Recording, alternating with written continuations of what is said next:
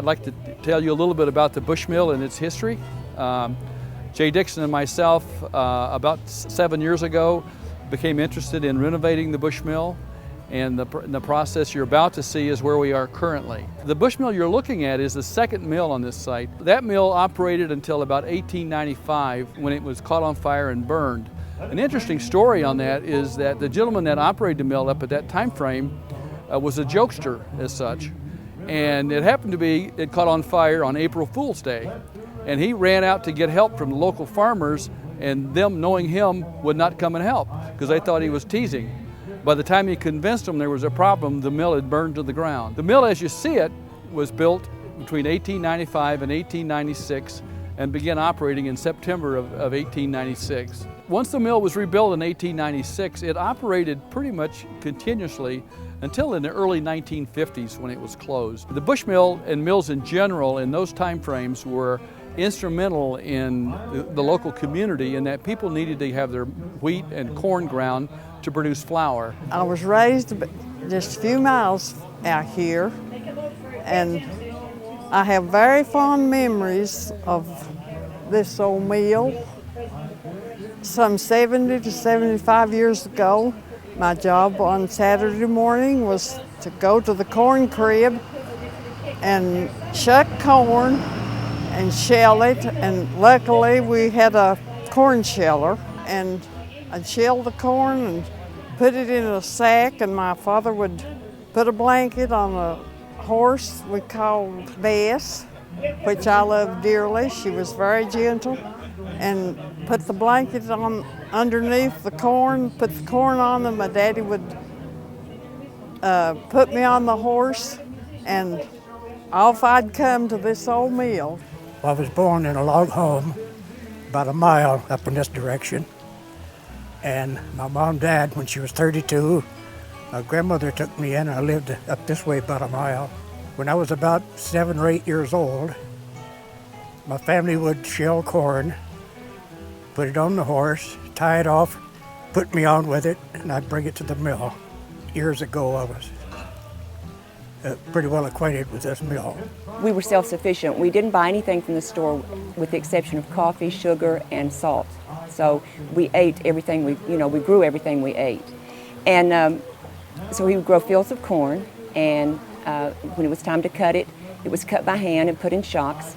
And then we had a granary, and when the time came, he would harvest the corn and put it in the granary, and had a sheller that would take one cob of corn at a time, and you turned a wheel.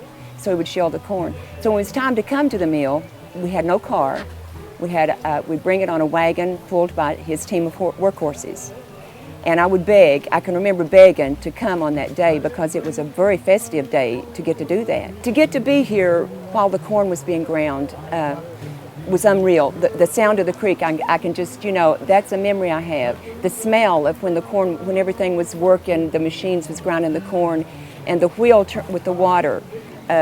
It was just, they let me roam around in there, and I got to watch and ask all kinds of questions. So it was wonderful. This was a happy day to get to come to the mill. About 1958, after being closed and in bad disrepair, the Nicholsville FFA, taught by Jim Testerman, bought the mill from Mrs. Bond for, I believe, $2,000, and then set about raising tobacco and rebuilding the mill. There were whiskey bottles and beer bottles and God knows what else underneath the thing. And I believe the family we bought it from felt it was going to get burned down.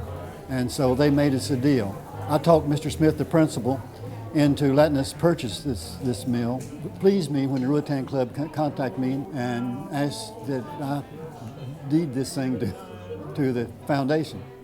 And I was happy to do that.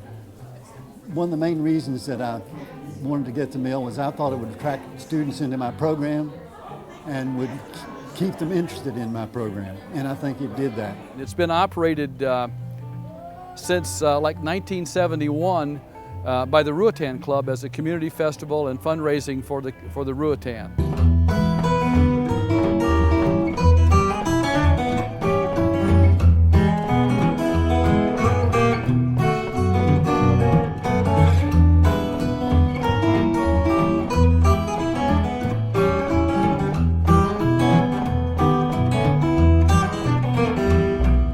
Bush Mill is listed on the National and the State Historic Register. It was built in 1896 and was very relevant to the community in those years as a supplier for cornmeal and flour, and is very relevant to today in our local community. We hope to continue the renovation to make it a focal point for our local community to preserve it for the future. I think it's very important.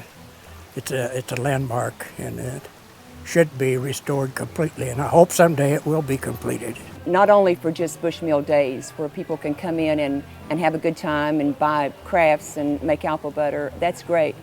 But it needs to be restored too for the young people that's coming on that don't have a feel of what people in my age group really lived.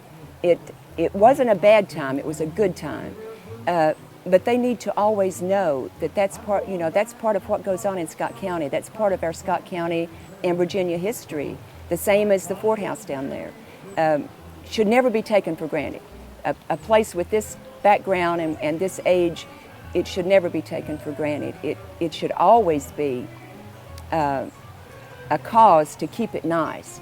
So my suggestion would be anybody that wants to invest in the history of Virginia, in what's made Virginia who it is today, and Scott County especially, that have roots here, and a lot of people do that have moved away, that they could help support this financially and physically. A lot of work's going to be going on here.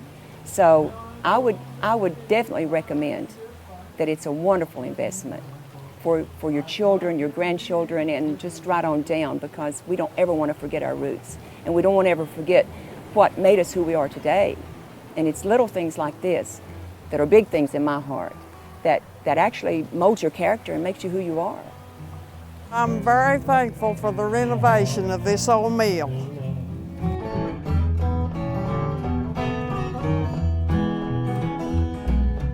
Let it rain, let it pour, let it rain a whole lot more, 'cause I got them deep river blues.